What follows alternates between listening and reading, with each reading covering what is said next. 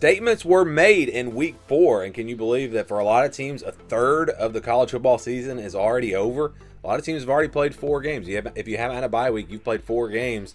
It always goes by fast, and it's crazy to think that, again, a third of the season already over for a lot of these teams. Good news is we do get 14 regular season weeks this year because everyone gets 2 bye weeks, and then, of course, with the expanded playoff, the college football season, it won't be too short, but it does fly by.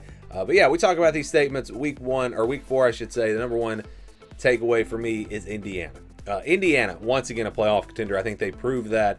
Very impressive against Illinois. You know, I talked about this last week in my expectations video. I thought Indiana would roll at home, but I didn't think they would roll like this. Unbelievable performance. 63-10, the final score here. You know, it seemed like it was going to be a competitive game there early on, and then I don't know. I guess that block punt just opened the floodgates, and Indiana just dominated this game.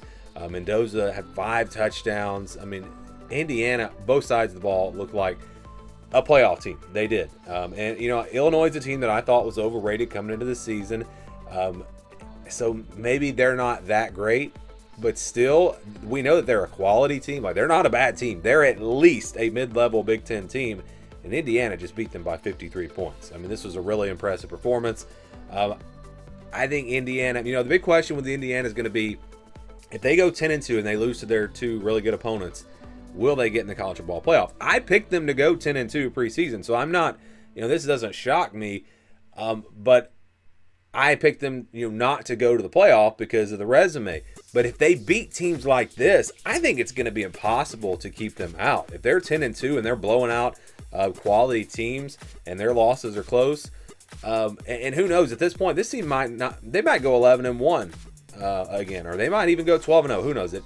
I mean, they looked really good in this game. So I was impressed with Indiana. I think this was the most impressive team of week 4. And I definitely think they're at least a contender for the playoff. And right now, I'll do my playoff predictions again this week. I'm probably going to have them in there based off of this performance. Another team that was really impressive, Texas Tech. Texas Tech looks like the team to beat in the Big 12. And I talked about this on my expectations video last week as well. I said that I felt like a team was going to emerge out of the Big 12 and they were going to look like the front runners. And I think Texas Tech is that team. You know, this game was a lot closer than the score would indicate. If you watched all the plays of this game like I did, you could see, you know, it was a competitive game, and then things just kind of got crazy there late. But Texas Tech wins this game 34-10.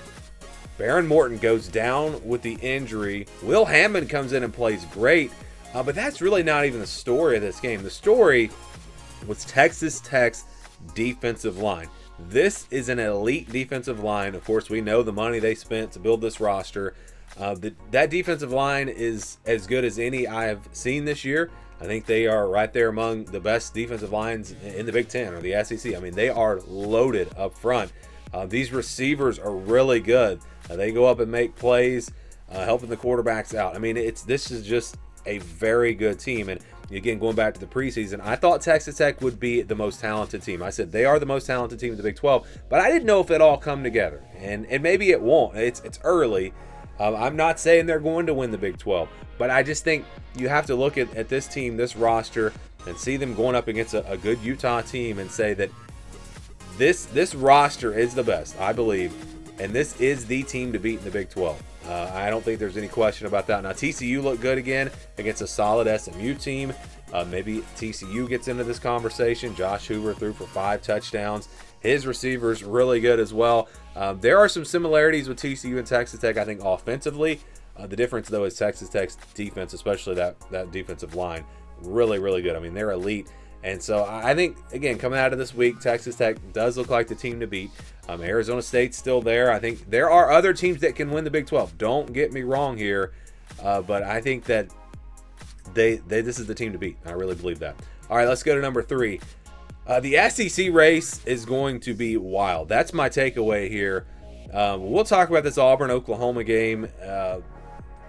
And I do have some things to say about this game. But just looking at the big picture here, you know, you look at Auburn and Oklahoma, these teams looked pretty even. And we thought that Oklahoma's probably one of the, you know, top tier team in the SEC. We saw Georgia and Tennessee last week play a very competitive game. Those teams looked very even. Texas was perhaps the front runner coming into the season.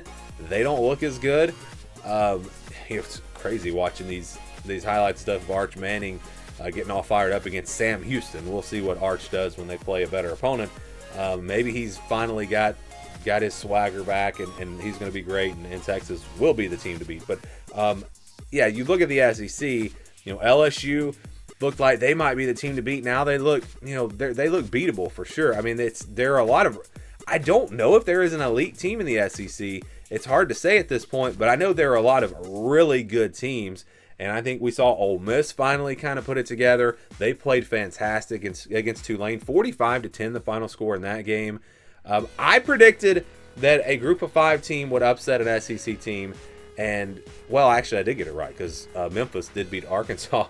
But the other teams really took care of business.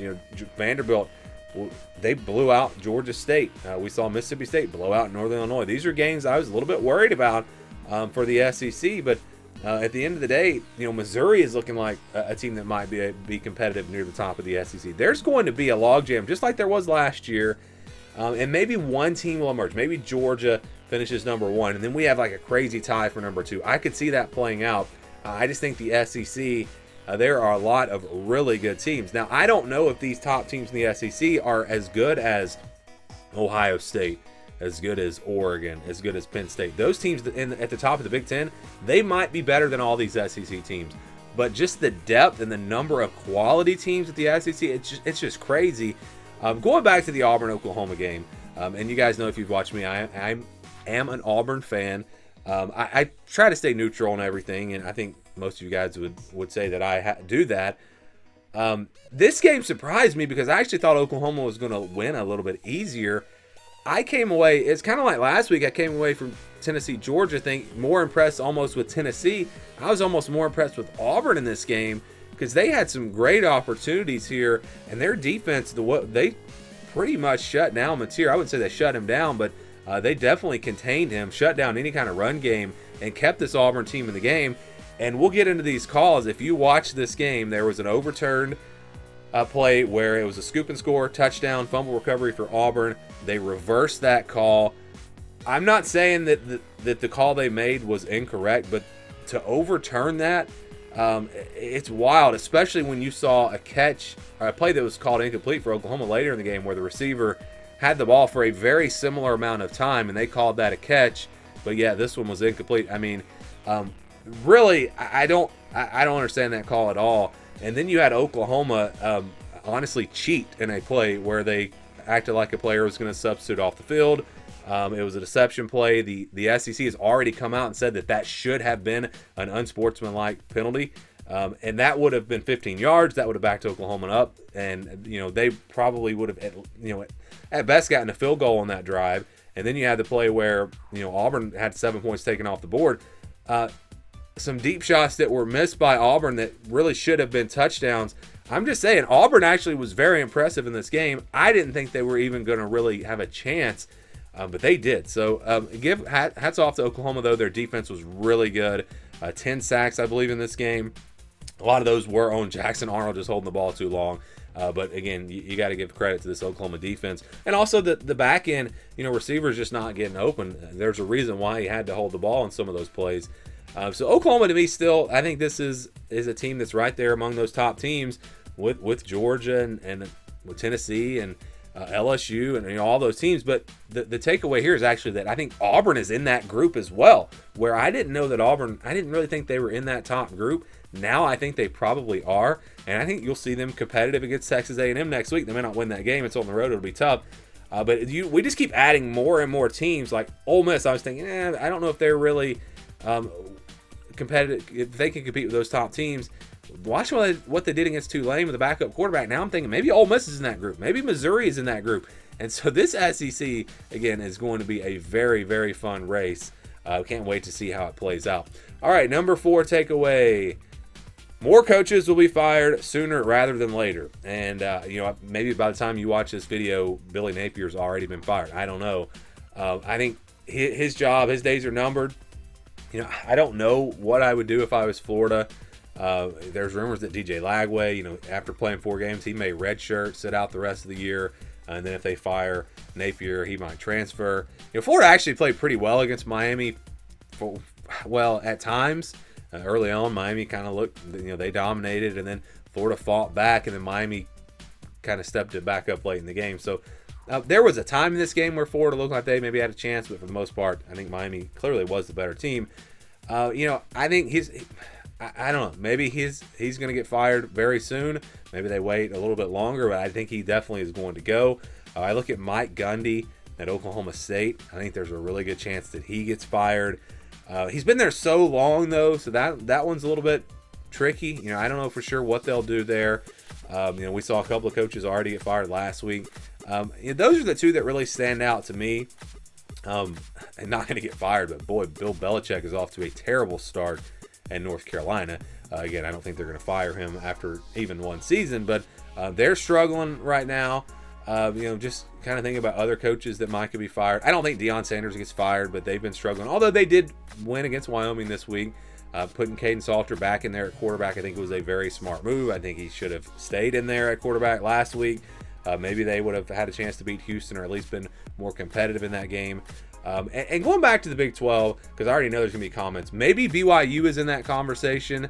Again, I just really haven't seen them play a quality opponent, so I'm kind of holding off before I'm ready to put BYU in that conversation. But they might be. They've been very impressive so far. So, again, I'm pretty sure there will be comments about BYU. Seems like they're in every video.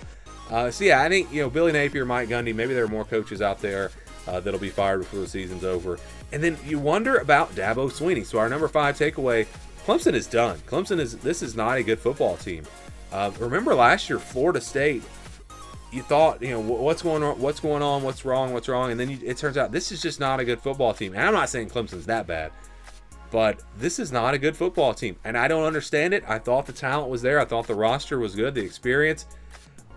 Is it just, again, I don't have any answers here. I don't understand why Clemson is playing this poorly. I don't know. They're done, in my opinion, in terms of the ACC or the playoff race. I think they're going to at least lose a couple more games. And they've already lost 3. They've already lost 2 conference games. Is Dabo Swinney done? I have no idea. I don't know what they're thinking there. You all, I'm sure, heard his rant last week about if you're tired of winning, fire me, because we've won the ACC 8 out of the last 10 years and all these things. But their lack of getting with the times and using the transfer portal, you could kind of see this coming.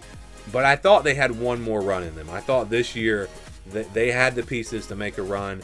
And I was wrong. I think most people were wrong. Clemson is just not a good football team. And that is very surprising at this point. Again, with all the pieces they had coming back, thought this would be the team to beat, really, in the ACC. And I think that clearly now is Miami or maybe even Florida State. Boy, that's going to be a fun game coming up. But those are my 5 takeaways from Week 4. Give me your takeaways down in the comments below.